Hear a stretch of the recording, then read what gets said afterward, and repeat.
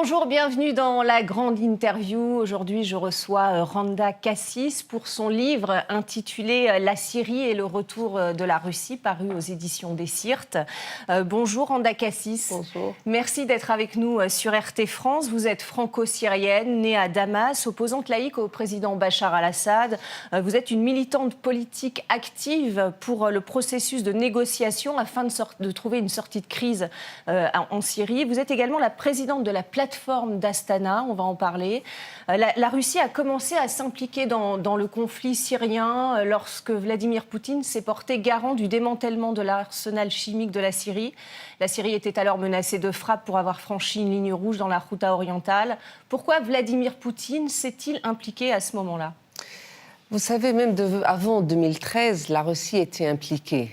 Mais puisqu'il y avait quand même des relations qui étaient très mal, on va dire, gérées aussi par certains pays occidentaux, par rapport à la position russe envers le gouvernement de Damas, surtout que c'était un soutien, mais à vrai dire, la Russie a toujours ouvert la porte aux autres opposants, même aux opposants, surtout aux opposants laïques. Alors, elle avait reçu pas mal d'opposants laïques, même en 2000, c'était fin 2012, début 2013. Mais c'est à ce moment-là, parce que, comme vous l'avez dit, il y avait quand même un risque énorme sur la Syrie, parce que les États-Unis et la France ont menacé de frapper la Syrie.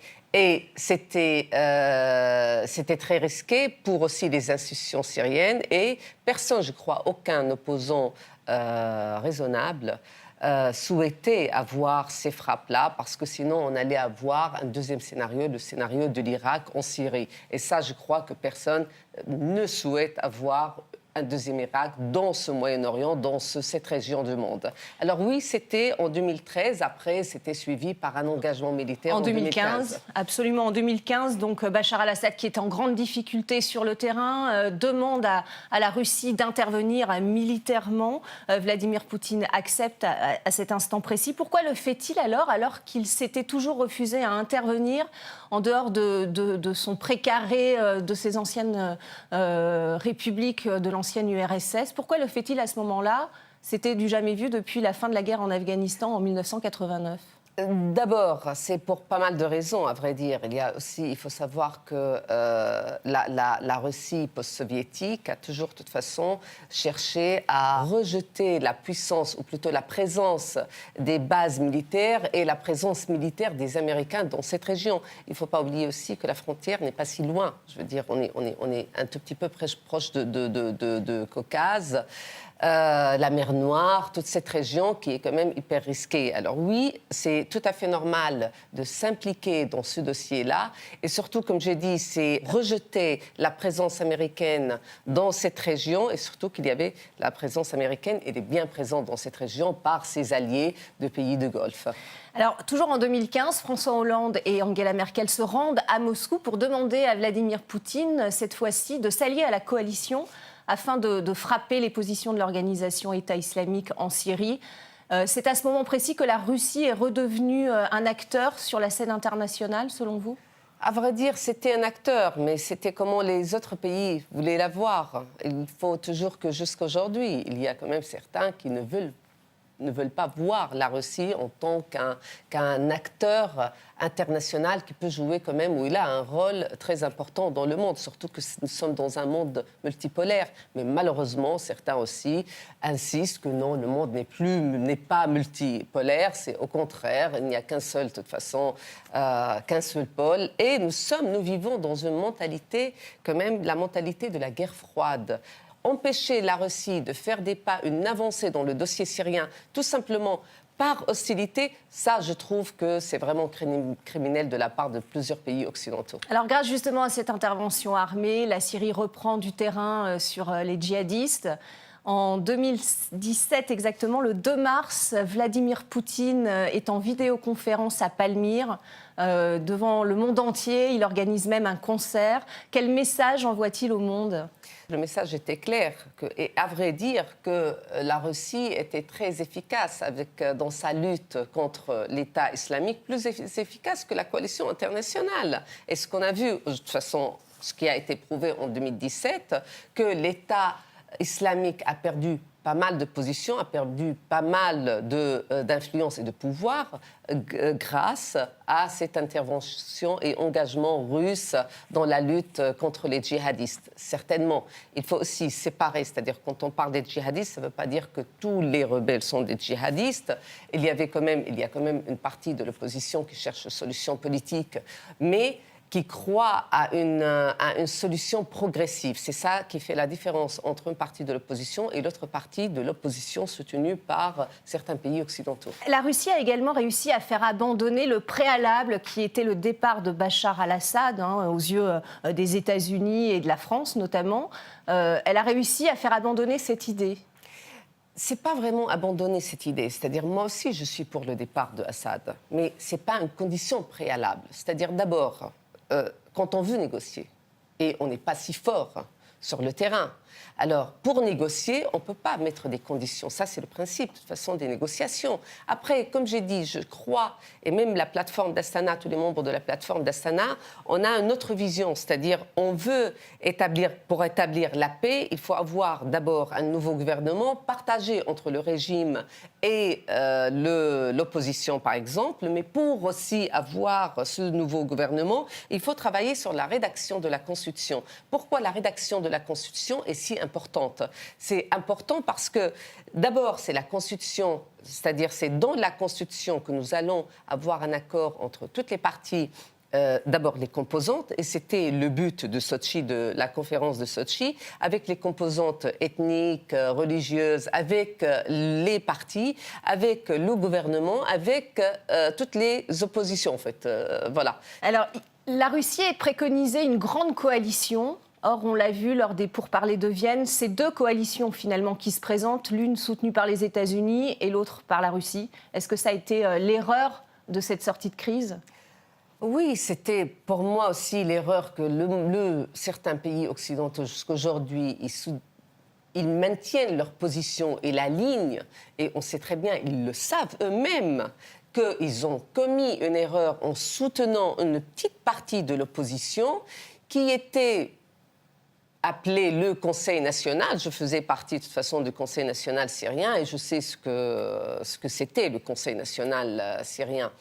Et après, par la coalition syrienne qui représentait, soi-disant, le seul interlocuteur de l'opposition syrienne. Et c'est faux, parce qu'ils ne sont pas le seul interlocuteur. Après, il y a un autre problème, c'est-à-dire, on voit après les deux réunions à Riyad, Riyad 1, Riyad 2. Riyad 1, on avait le HCN, Riyad 2, SNC. Qu'est-ce qui reste de cette opposition? Qu'est-ce qui reste?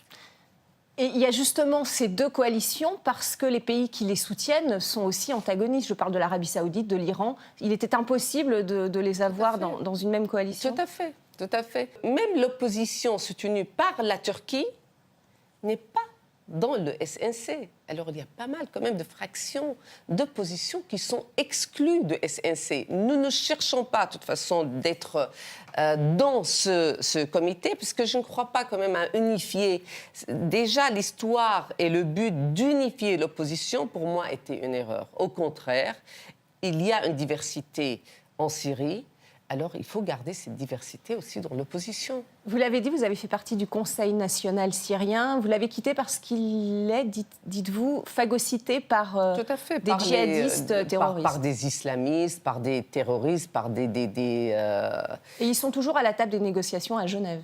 Certains, oui, bien sûr. Certains, ils le sont, bien sûr. Mais comme je vous dis, c'est-à-dire, il y a cette opposition, le SNC...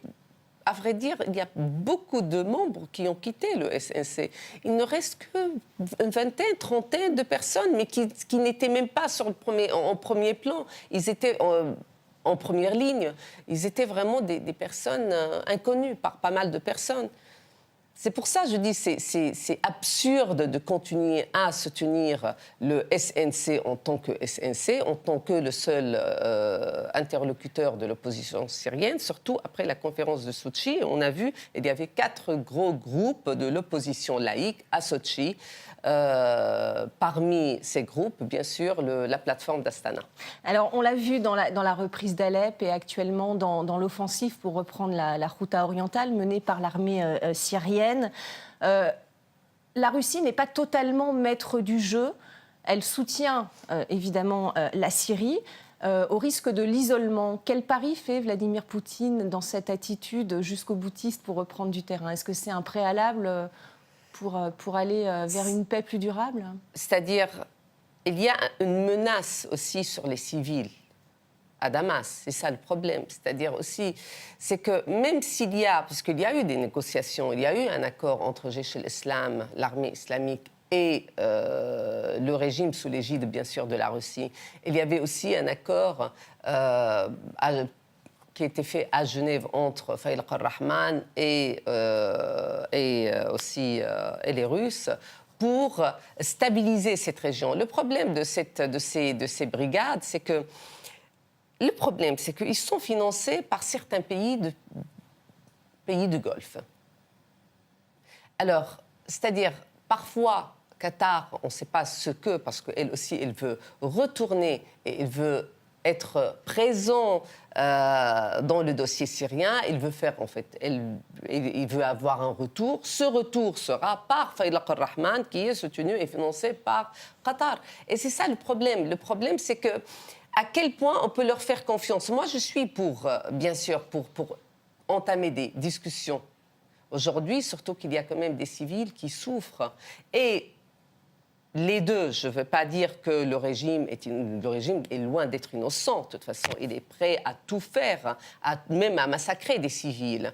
Mais le problème, c'est que les autres 6 brigades ne sont pas mieux. Alors, qui a provoqué l'autre? C'est ça la question. Il y avait de provocations de la part des deux. Et je crois qu'ils sont tous les deux, pour moi, fautifs.